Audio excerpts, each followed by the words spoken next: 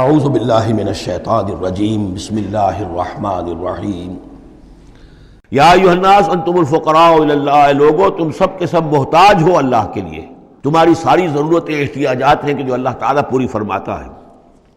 واللہ هو الغنی الحمید، اور اللہ تو غنی اور حمید ہے، اسے کوئی احتیاج نہیں، اس کی کوئی ضرورت نہیں جو تم سے پوری ہو رہی ہو۔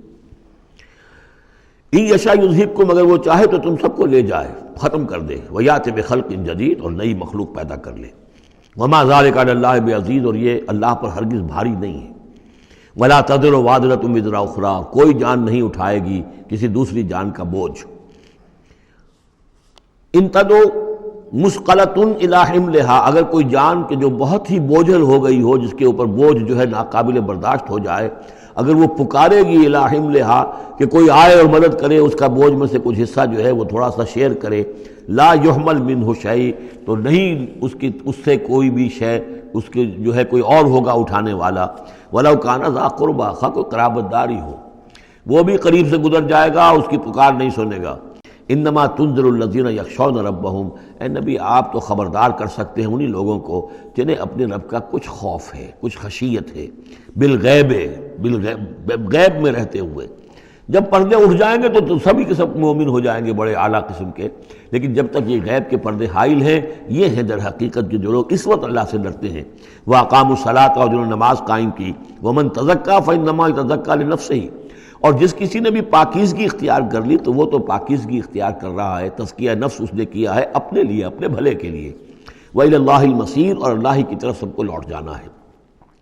وَمَا يَسْتَوِي الْأَعْمَىٰ وَالْبَصِيرُ، اور دیکھو دیکھنے والا اور اندھا یہ برابر تو نہیں ہو سکتے۔ وَلَا الظُّلُمَاتُ وَلَا النُّورُ، اسی طرح اندھیرے اور روشنی یہ برابر تو نہیں ہو سکتے۔ وَلَا الظِّلُّ وَلَا الْحَرُورُ، اسی طریقے سے سایہ اور لو یہ برابر تو نہیں ہو سکتے۔ وَمَا يَسْتَوِي الْأَحْيَاءُ وَلَا الْأَمْوَاتُ، اسی طریقے سے زندہ اور جو مردہ ہیں وہ برابر نہیں ہیں۔ یعنی انسانوں میں سے بہت سے لوگ حقیقت کے اعتبار سے مردہ ہیں، ان کی اندر کا انسان ان کا جو ہے وہ مر چکا ہے۔ یہ بات سمجھ لیجئے، یہاں مردے سے مراد وہ مردے نہیں جو قبر میں دفن ہیں، بلکہ وہ مردے جو چلتے پھرتے ہیں اس زمین کے اوپر، اور وہ در حقیقت مقبرے ہیں چلتے پھرتے، یا تعزیے ہیں چلتے پھرتے، کہ ان کی اصل انسانیت جو ہے ان کے اندر مر کر دفن ہو چکی ہے۔ وما یستوی الاحیاء ولا الاموات، جو زندہ ہیں، جن کے دل زندہ ہیں۔ مجھے یہ ڈر ہے دل زندہ تو نہ مر جائے، کہ زندگانی تو عبارت ہے تیرے جینے سے۔ اگر دل مر گیا، یہ مطلب یہ کہ اس کے اندر روح جو ہے وہ سسک کر دم توڑ گئی، تو پھر اب چل رہا ہے، ایک حیوان چل رہا ہے، حیوان ابو جہل ہے جو چل رہا ہے، انسان ابو جہل تو کبھی کا مر چکا، دفن ہو چکا۔ ان اللہ یسمع من یشاء، اللہ سناتا ہے جس کو چاہتا ہے۔ وما انت بمسمع من فی القبور، اور اے نبی آپ نہیں سنا سکتے ان کو جو قبروں کے اندر ہیں، اور قبروں میں سے مراد وہ انسان کہ جو در حقیقت چلتے پھرتے مقبرے ہیں۔ ان انت الا نذیر، نہیں ہے آپ مگر خبردار کرنے والے۔ انا ارسلناک بالحق بشیرا ونذیرا، ہم نے بھیجا ہے آپ کو اے نبی حق کے ساتھ بشیر اور نذیر بنا کر۔ وان من امۃ الا خلا فیہا نذیر، اور کوئی ایسی امت نہیں گزری ہے جس میں ہم نے کوئی نہ کوئی خبردار کرنے والا نہ بھیجا ہو۔ وَإِن يُكَذِّبُوكَ فَقَدْ كَذَّبَ الَّذِينَ مِن قَبْلِهِمْ، پھر اگر یہ آپ کو جھٹلا دے تو جھٹلایا تھا ان لوگوں نے بھی جو ان سے پہلے تھے۔ جاءتہم رسلہم بالبینات، ان کے پاس آئے ان کے رسول واضح تعلیمات اور واضح نشانیاں لے کر، وبالزبر، اور صحیفے لے کر، وبالکتاب المنیر، اور روشن کتاب لے کر۔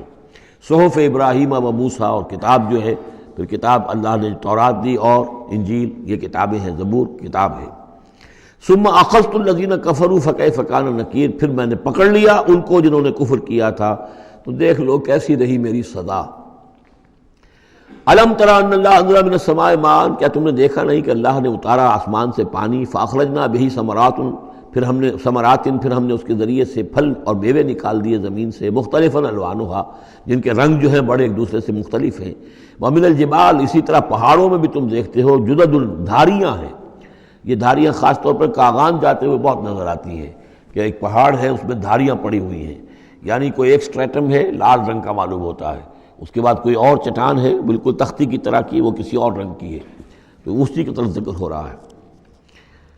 پھر من الجبال جدد، بیض، سفید، وحمر، اور لال، مختلف الوانھا، ان کے بھی رنگ مختلف ہیں، وغرابیب سود، اور بعض اتنے کالے کہ جیسے کوے کالے ہوتے ہیں، اتنے سیاہ رنگ کے پہاڑ۔